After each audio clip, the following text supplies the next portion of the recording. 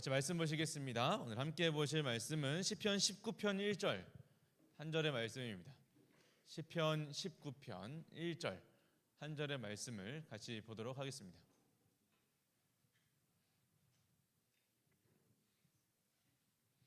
시편 19편 1절 한 절을 같이 한 목소리로 같이 읽겠습니다.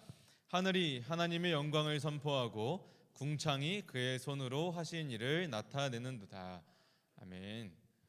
우리 옆에 친구들 보면서 함께 격려했으면 좋겠습니다. 잘 왔다. 한 번 더 인사할 거예요. 이겨냈다. 네. 한 주간도 수고하셨습니다. 저가 열품타를 들어가 보진 않는데 그 열품타 들어간 친구들을 통해서 이야기를 들어보니까 여러분의 공부 시간이 장난이 아니더라고요. 8시간, 10시간 막 이런 거를 평균으로 넘기는 걸 보면서 정말 열심히 공부하는구나. 나 때는 안 그랬는데 라는 생각을 하게 되었습니다. 참 고생이 많습니다. 그래도 시간의 주인 되신 하나님께 시간을 떼어서 이 자리에 나와줘서 너무 고맙고 하나님께서 기뻐하시리라 생각합니다. 여러분 영화 좀 잘 보시나요? 볼 시간이 없죠? 네, 제가 영화를 진짜 좋아하는데요. 지금이야 저도 이제 거의 못 보고 있긴 하지만 평소에 거의 매주 한 편씩은 꼬박꼬박 챙겨왔습니다. 신작 나오면 영화관에 꼭 가야 되는 거고, 영화관에 몰릴 때가 있어요. 7월 이럴 때는 몰리거든요, 영화들이. 그러면 막 자주 가서 영화를 보기도 했습니다. 제가 대학교 다닐 때는 총신대였는데 여기서 1시간 반 걸려요. 1시간 반 동안 영화를 볼 수 있어요. 그럼 가는데 한 편, 오는데 한 편, 혹은 조금 하면 하루에 한 편씩은 꼭 매일 챙겨 봤습니다. 출퇴근하면서도 봤는데 제가 집이 이제 가까워졌거든요. 걸어서 10분이에요. 뭘 못 보겠더라고. 그래서 이제 거의 못 보고 있긴 한데 지금도 시간 나면 아내랑 틈 나면 영화 보고 서로 영화에 대해서 이야기하는 걸 좋아해가지고 좋은 영화를 보면 30분에서 1시간 정도는 그 영화 하나를 두고 떠듭니다. 서로. 이 장면이 어땠고 여기 감춰진 의미가 어땠고 감독의 의도가 어떻고 막 둘이서 막 거의 평론가예요. 막 이렇게 이야기하는 건 너무 재밌습니다. 되게 좋아하는데 영화를 보다 보면 그 안에 감독이 숨겨놓은 그 요소들을 찾아내는 재미들이 있거든요. 대표적인 게 이스터 에그라고 부르는 거죠. 잘 알죠? 옛날에는 이스터 에그라는 말 자체는 옛날에 부활절에 당일날 숨겨두고 찾는 것을 의미했지만 지금은 대부분 영화나 미디어나 포스터나 게임이나 이런 데서 제작자가 숨겨둔 의도를 찾아내는 것들이 이제 그런 이스터 에그로 쓰이는 거죠. 예를 들면 유튜브에 디즈니 공식 계정에 이스터 에그가 올라왔더라고요. 세계관이 이어지는 이스터 에그가 있습니다. 인크레더블 2에 보이면 저 가족의 사진이 코코라는 애니메이션의 벽화로 등장하고요. 저 코코에 나온 아이의 신발의 무늬가 있어요. 그게 도리를 찾아서의 밴드로 등장합니다. 제 아이가 신고 있는 저 무늬가 도리를 찾아서에 나오는 저 트럭 기사의 밴드로 나와요. 도리를 찾아서의 다음 장면 보시면 도리를 찾아서에 나오는 저 관객 중에 한 명이 아쿠아리움 관광객 중에 한 명이 저 사람 누굴까요? 그렇죠. 인사이드 아웃의 라일리로 등장합니다. 이게 3분가량 이어지는 그 떡밥은 아니지. 3분가량 이어지는 그 이스터 에그 풀 버전이 있어요. 궁금하면 찾아보세요. 더 있는데 너무 많아가지고 하진 않겠습니다. 재밌죠? 세계관이 한 쭉 이어지는 거예요. 조금 더 말하면 인사이드 2에 나오는 라일리의 기억 구슬 중에 공룡이 있거든요. 그 공룡이 굿 다이노라는 애니메이션으로 이어지고 굿 다이노에 있던 얘가 몬스터 주식회사의 장난감으로 등장하고 막 이렇게 막 나옵니다. 너무 재밌어요. 이런 걸 찾아내는 게 영화를 볼 때 재미거든요. 그래서 영화를 볼 때 그냥 보지 않고 더 알고 더 배우고 더 찾아보고 배우면 그만큼 더 많이 영화를 볼 때 보이고 재밌어집니다. 영화 용어도 마찬가지예요. 영화 용어 좀 아는 거 있어요? 영화 용어? 미장센, 이 장면을 나타내는 의미입니다. 클리셰, 하나의 그 공식을 따라가는 게 클리셰거든요. 시퀀스, 하나의 해당하는 씬 전체를 의미합니다. 내가 집을 나와서 출근을 하기까지 그 씬 전체를 씬커스라고 부르기도 하고, 이런 용어들과 이것들이 어떻게 사용되는지를 알면 영화가 더 많이 보이죠. 최근에 인기 있었던 영화 뭐죠? 그렇죠. 왕산암. 갑니다. 전하 갑니다 하는 그 영화 왕산암이 있죠. 제가 한국 영화를 별로 안 좋아해요. 왕사남이 이렇게 인기 있을 줄 몰랐습니다. 아무도 예측 못했을 거예요. 내가 보기엔 이건 시대를 잘 타고 났어. 그래서 왕사남을 이제 보는데 이걸 잘 정리해 준 분이 있어서 가져와 보면은 단종이 유배된 곳이 어디죠? 청량포. 열심히 다 봤군요. 안 본 사람 있어요 혹시?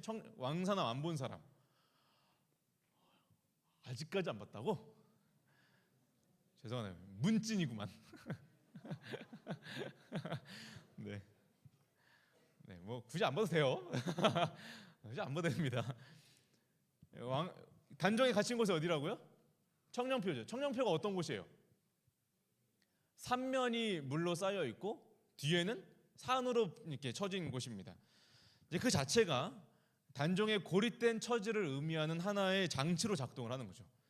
단순한 그냥 청량포 갓대가 아니라 왜 청량포일까를 생각해 보면 여기 삼면이 강으로 둘러싸여 있고 뒤에는 산이 막혀 있는 이 구조가 단종의 고립된 모습을 나타내는 장치이고, 단종이 청량포를 건너다가 강에 빠진 장면이 등장하잖아요.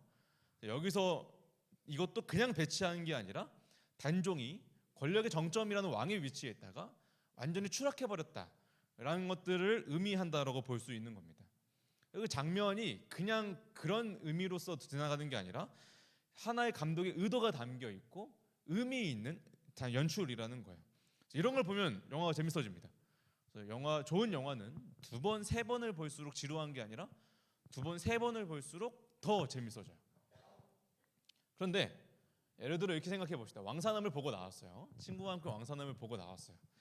나는 이미 감동이 이제 벅차했어요. 감동이 막 옆에 있어가지고 훌쩍거리면서 막 감동 과몰입해서 저도 그 안에 있습니까? 막 이런 말 하면서 막 감동받고 있는데 옆에 있던 영화 같이 본 친구가 나오면서 그러는 거야. 이 청량포에서 단종이 도착하는 시퀀스와 청량포를 보여주는 미장센이 참 단종의 고립된 처지를 보여주는 것 같아서 참 인상 깊었지만 이 너무 한국 영화의 전형적인 클리셰에 의존하면서 심파를 쥐어짜는 게 아닌가 싶다. 뭔 말인가 싶죠? 이런 말을 딱 해봐요. 옆에서 감동이 난 이미 차오르라 있는데 무슨 감정이 들까요? 왜 저래 쟤? 이런 생각이 드는 거죠. 눈물 쏙 들어가요. 그래서 뭔 소리야 하고 이렇게 쳐다보고 있을 때 옆에 애가 놀라면서 너 미장센 몰라? 너 클리셰도 몰라? 그런 걸 모르면서 어떻게 이 영화에서 감동을 받았어? 너 이 청량포를 보면서 감동이 느껴지지 않았니? 그런 걸 보면서 어떻게 감동 받았지? 그렇구나. 너는 클리셰에 약한 친구구나. 막 이런 이야기를 해대면 기분이 나빠요. 그러니까 영화를 좋아하는 사람들 사이에서도 소위 말하는 재수 없는 얘들이 있어요. 얘들이 이런 얘들입니다. 이걸 꺼드럭댄다라고 하거든요. 거들먹댄다, 꺼드럭댄다라고 하는 건데 자기가 좀 안다고 자기 자신에게 취해 있어가지고 자기가 마치 이동진 평론가라도 되는 양 영화의 등급을 매기고 이건 이 정도 급 되는 영화인데 누가 그래요. 난 이거 너무 재밌게 봤는데 그걸 재밌게 봤다고? 야, 이동진 평론가가 3.0점밖에 안 줬는데 그거 재밌게 봤어? 너는 영화에 대한 이해가 부족하고 이런 이야기를 하려면 정말 재수가 없는 케이스가 되는 거예요. 깔보는 사람들, 이런 사람들이 재수없게 되는 사람들입니다. 그런데 이런 이야기를 왜 했냐면 이런 모습들이 오늘 함께 나눌 주제와도 함께 연관된다라는 겁니다. 바로 배움에 있어서 타락한 모습들입니다. 여러분, 첫 번째, 배움에 있어서 타락한 모습의 첫 번째는 자기중심적인 태도입니다. 여러분, 우리가 어떤 지식을 배워가는 목적이 뭐예요? 공부하는 목적이 뭡니까? 공부 왜 해요? 맨날 공부하잖아요. 10시간씩 공부하잖아요. 공부 왜 해요? 그냥 해요? 해야 되니까 해요? 왜 하는 거예요? 좋은 대학 가기 위해서 해요? 아니면 열품 다 켜놓고 상 받기 위해서 합니까? 여러분, 공부하는 목적의 대부분은 여러분 지금 나이 때는 좋은 대학 가기 위해서겠죠. 또 이제 좋은 대학 가고 나서 학점을 잘 받기 위해서 공부하는 이유는 좋은 곳에 취업하기 위해서겠죠. 다 각자의 이유가 있습니다. 자기중심적인 태도는 뭐냐면 자기 영광만을 위해서 공부하는 걸 이야기합니다. 마치 영화 기법을 배우는 것이 그 감독의 의도를 알아내는 것보다도 자기 만족과 자기 지식에 취하기 위해서 열심히 배우는 사람들인 것처럼 이건 주변 사람들을 배제하는 태도입니다. 쉽게 말하면 이기적인 거라는 거예요. 자기중심적인 태도는 이기적이라는 거예요. 여러분, 이기적이라고 해서 나쁘거나 정말 단순히 옆에 친구가 물어보는데 안 알려주고 나만 지식을 갖고 있고 제가 시험 성적 어떻게 봤든 관심 없고 이것만을 의미하는 게 아닙니다. 여러분 그 수준이 아니라 배움의 목적 자체를 두고 이야기하는 겁니다. 배움의 목적이 처음부터 나를 위해서 있다면 그게 바로 이기적인 태도라는 거예요. 그게 바로 자기중심적이라는 거예요. 뭔 말입니까? 다시 말하면 내가 뭔가가 되기 위해서 공부하는 거, 내가 어떤 자리에 들어가기 위해서 공부하는 거, 내가 높아지기 위해서 공부하는 거, 내 삶이 조금 더 나아지기 위해서 공부하는 거, 여러 가지가 있겠죠. 자기 영광만을 위해서 공부하는 것이 그 모든 목적이 이기적이고 자기중심적인 태도라는 겁니다. 여러분 그래서 이 점을 생각할 때 한 가지 뉘우치는 점 하나는 많은 어른들이 지금까지 잘못 가르쳐 왔던 것이 있습니다. 저도 그런 생각을 할 때가 있었고, 무슨 말이냐면 너 공부 안 하면 저렇게 된다라는 이야기예요. 공부 안 하면 저렇게 돼라는 이야기. 물론 요즘은 그런 말들을 잘 안 할 수 있고 뭐 시대가 변했기 때문에 인식이 많이 사라졌다고 한들 여전히 그런 인식이 남아 있습니다. 공부를 안 하면 망한다. 공부를 안 하면 내 삶이 나아지지 않는다라는 생각을 갖고 있는 거죠. 좋은 대학에 가야 좋은 직장에 취업한다는 생각, 그래야 좋은 삶을 누릴 수 있다라는 생각. 그렇지 않으면 공부를 안 하면 낮은 대학에 가고 낮은 대학에 가면 낮은 직업을 갖고 낮은 직장에 가고 그렇게 되면 내 삶이 낮아진다. 내 삶이 저렇게 된다라는 생각. 공부를 안 하면 나의 삶이 형편없어진다는 생각. 그게 바로 그 두려움을 심어주는 거죠. 결국 그러한 말로 얻어지는 생각들은 뭐예요? 공부의 목적을 나에게만 가둬버립니다. 공부하는 목적 자체가 내가 나아지기 위해서 하는 거란 거예요. 공부를 해서 사회적인 어떤 문제를 해결하거나 공부를 해서 어떤 이들에게 도움을 주어야지는 그런 차원이 아니라 더 나아가서 신앙적으로 공부를 해서 하나님께 영광을 올려야지라는 차원이 아니라 공부는 내 삶이 나아지기 위해서 하는 자기중심적인 공부밖에 안 된다는 거예요. 이 삶에서 모든 이들이 다 배제됩니다. 나만 남아요. 또 다른 모습 하나가 있는데요. 배움에 대한 타락한 모습 두 번째는 바로 과학 만능주의라는 겁니다. 뭐 굳이 과학이 아니더라도 공부에 있어서 하나님을 배제하는 태도들을 의미합니다. 과학이 모든 것을 해결한다. 과학이 짱이다. 과학만 있으면, 지식만 있으면 모든 문제를 해결할 수 있다라고 보는 입장이죠. 과학이 발전할수록, 지식이 높아질수록 세상은 더욱더 유토피아에 가까워진다는 생각이 과학 만능주의입니다. 결국 이런 생각의 문제는 모든 배움에 있어서 하나님을 배제한다라는 거예요. 하나님 없이도 세상은 발전될 수 있어. 하나님 없이도 이 세상의 문제를 해결할 수 있어. 근본적으로 이 문제를 해결할 수 있어라고 보는 거죠. 그러므로 이런 생각에서 공부와 하나님은 어떻게 되냐면 별개가 되는 거예요. 신앙은 공부의 영역에 영향을 끼치지 못합니다. 여기 교회 와서 예배하는 거 따로, 학교 가서 공부하는 거 따로가 되는 거예요. 그게 바로 우리의 생각이죠. 하나님을 굳이 찾지 않아도 된다. 기껏해야 공부할 때 하나님 지혜 주세요. 시험 볼 때 하나님 점수 잘 맞게 해주세요. 요 정도가 하나님을 의지하는 것의 전부입니다. 여러분 우리가 결국 이러한 배움에 대한 잘못된 생각들에 대항하여서 우리가 공부하는 목적을 다시 한번 바로 세우기를 원합니다. 우리가 지식을 쌓는 이유가 무엇입니까? 우리가 배우고 공부하는 이유가 무엇입니까? 배우는 것의 진짜 목적은 나의 영광을 위한 것이 아니라 창조주를 예배하는 것입니다. 이것이 바로 성경이 말하는 공부의 목적입니다. 영화를 생각해 보세요. 영화에 대해서 더 배울수록 시퀀스나 카메라 워크나 이런 것들에 더 배울수록 감독의 의도를 더 파악할 수가 있고, 감독의 의도를 파악할수록 감독의 연출력에 감탄하는 거죠. 그러면서 이 감독 짱이다. 연출 진짜 잘했다. 라고 누구를 칭찬해요? 감독을 칭찬하는 거예요. 그 마찬가지로 우리가 배워서 그 안에 담긴 하나님의 의도를 파악하고 하나님을 높이고 하나님을 예배하라는 거죠. 그렇다면 왜 우리의 배움의 목적이 하나님을 예배하는 것이 되어야 할까요? 이 세상의 모든 지식이, 온 세상이 하나님이 창조하신 작품이기 때문이에요. 하나님이 감독이 되어서 연출하신 하나님의 무대고 하나님의 영화고 하나님의 작품이기 때문입니다. 모든 지식도 마찬가지입니다. 우리는 그 하나님의 작품을 봐달라고 초대된 하나님의 시사회에 초대된 사람들이에요. 그런데 하나님이 온갖 애를 써가지고 온갖 수고와 노력을 다 들여가지고 이 곳곳에 요소를 다 숨겨놓고 막 이렇게 해가지고 짠 하고 영화를 만들어놨는데 시사회에 참석한 사람들의 감상평이 좋았어요. 요 하나로 끝난다면 얼마나 허무하겠습니까? 평론을 좀 해주고 그 감독의 의도를 감동받아줘야 되는데 그냥 재밌어요. 요거 하나로 끝나면 감독이 너무 맥 빠진다라는 거죠. 그러면 하나님이 처음에 세상을 만드시고 동물과 식물을 다 만드시고 아담이라는 첫사람을 하나님의 시사회에다가 초대했습니다. 그리고 하나님이 아담에게 이 세상에 있는 모든 동물들을 다 보여주시면서 이 동물들의 이름을 지으라고 하시거든요. 그럼 이름을 그냥 지을까요? 생각해 봅시다. 코끼리. 코끼리는 왜 코끼리예요? 코끼리 사진 보여주세요. 코끼리는 왜 코끼리예요? 코가 길어서죠.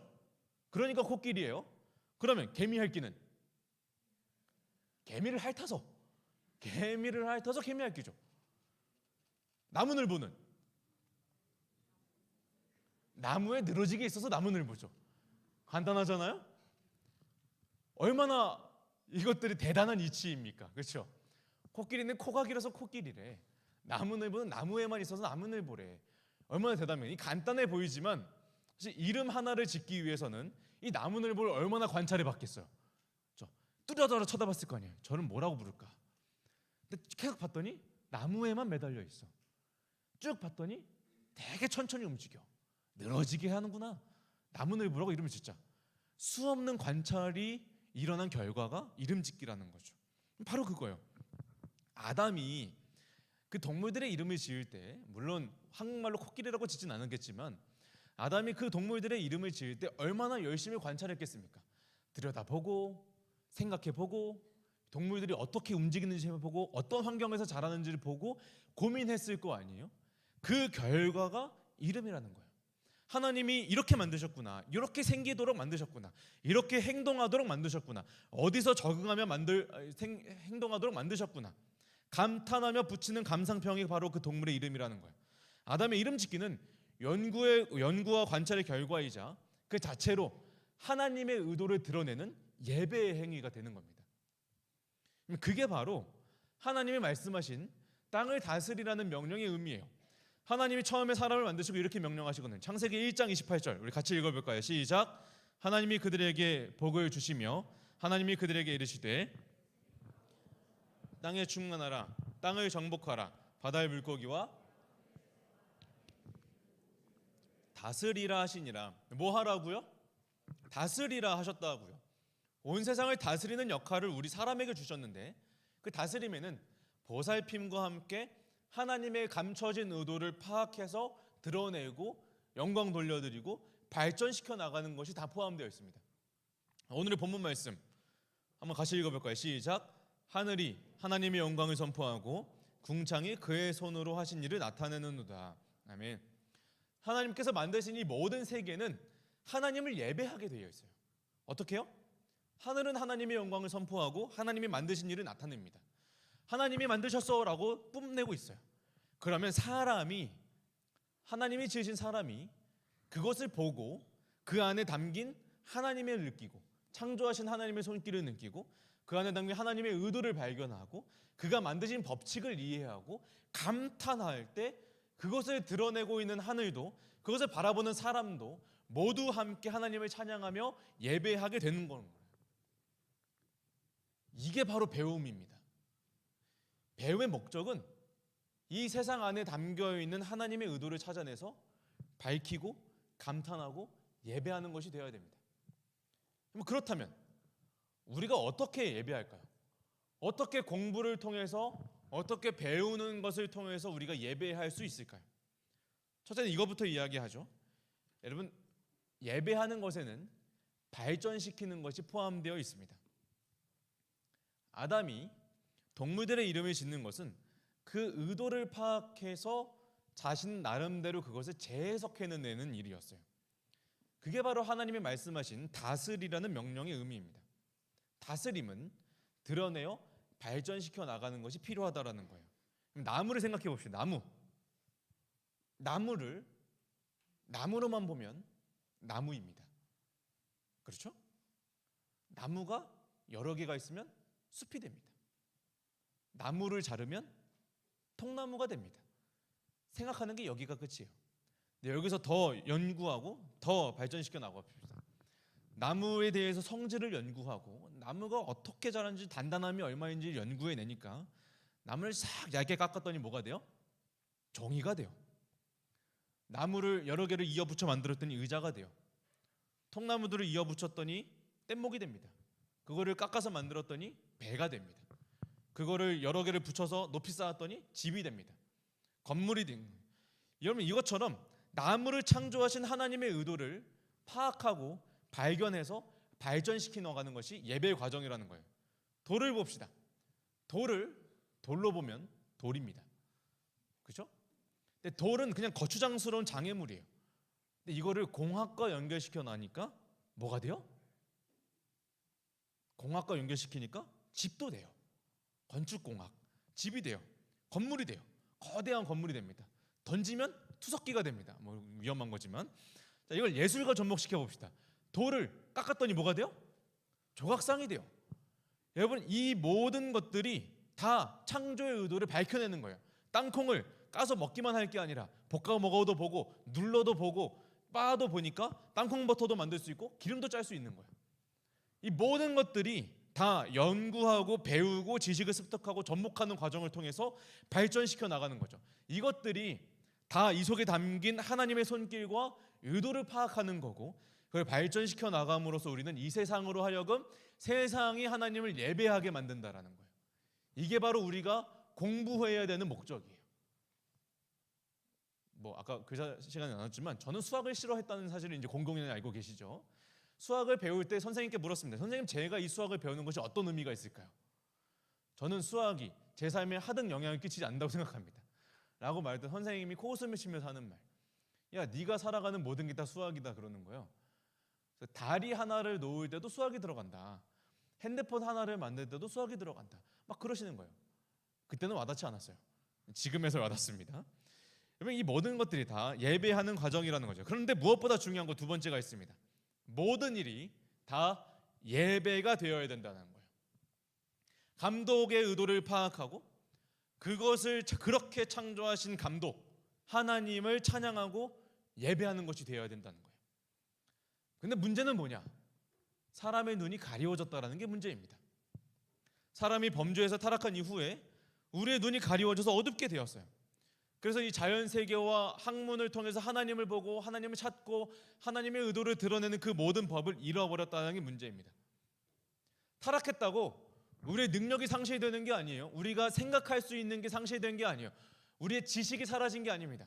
충분히 하나님이 없이도 이 세상을 발전시켜 나갈 수는 있어요. 그런데 문제는 그 안에서 하나님을 찾고 하나님을 예배하는 법을 잃어버렸다는 겁니다.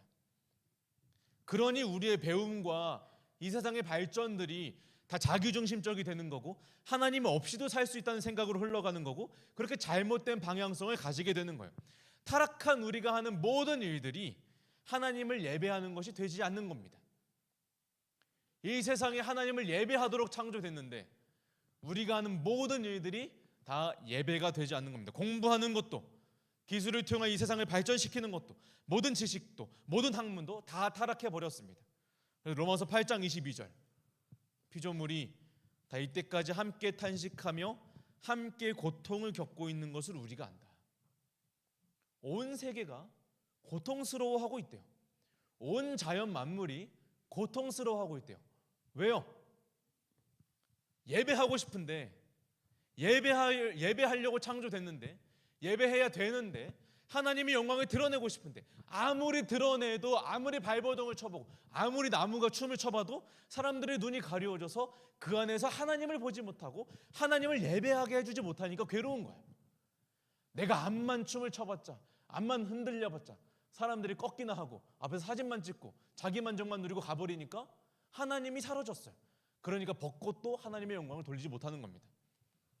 그러므로 모든 만물이 바라는 것은 이거예요. 로마서 8장 21절 함께 읽을까요? 시작. 그 바라는 것은 피조물의 썩어짐의 종노릇한 데서 해방되어 하나님의 자녀들의 영광의 자유에 이르는 것이니라. 쉽게 말하면 이겁니다. 온 세계가, 모든 만물이, 모든 지식과 모든 학문도 하나님을 예배하고 싶어 합니다.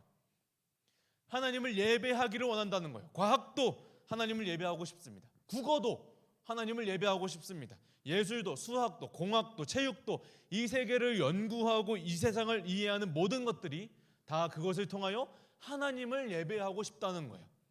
우리가 이것을 기억하기를 원합니다.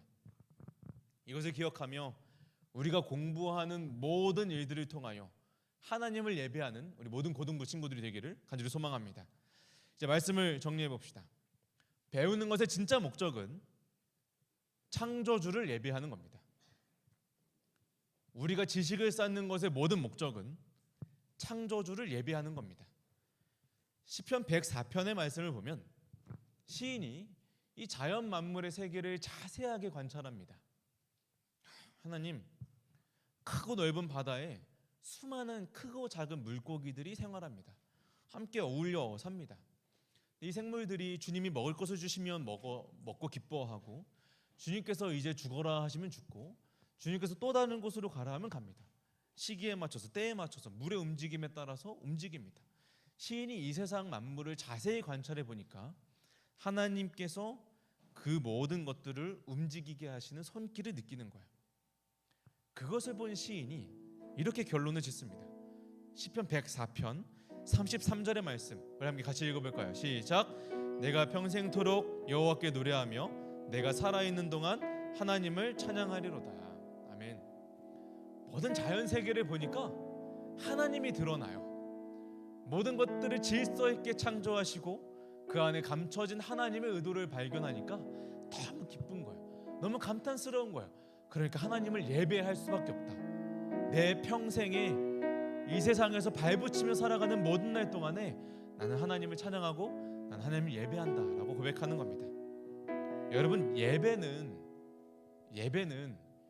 교회 안에만 갇혀 있는 것이 아닙니다. 생각해 보세요.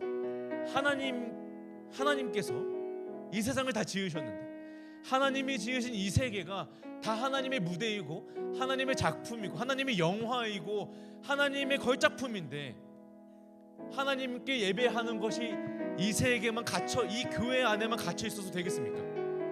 그러므로 우리의 예배는 이 작은 교회 안에만 갇혀 있는 것이 아니라 온 세계 가운데 울려 퍼져야 합니다. 하나님께서 지으신 온 세계 만물 가운데 하나님을 예배하는 찬양의 소리가 울려 퍼져야 하는 겁니다. 바라기는 우리가 배움의 목적을 깨닫고 온 세계를 통하여 하나님을 예배하는 우리가 되기를 간절히 소망합니다. 그 하나님을 찬양하며 함께 이렇게 고백하기로 합니다. 꽃들도 함께 찬양하겠습니다.